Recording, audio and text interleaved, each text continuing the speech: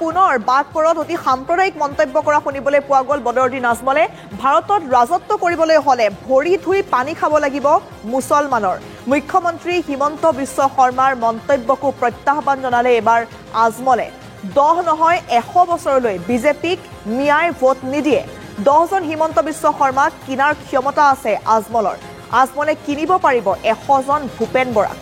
মোদীক উৎখাতৰ বাবে মুছলমানক সংকল্প লোৱাৰ আহ্বান জনালে এবাৰ বদৰুদ্দিন আজমলে।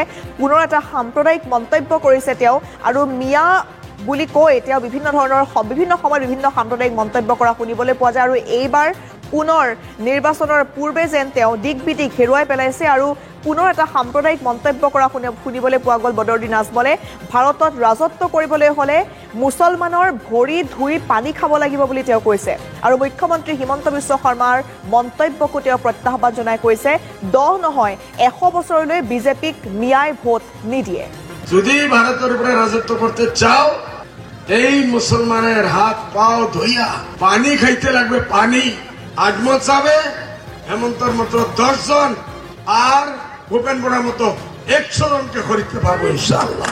আমি বলছি 100 বছর পর্যন্ত কোন মিয়ায় তোরে একটাও ভোট দিব না ইনশাআল্লাহ।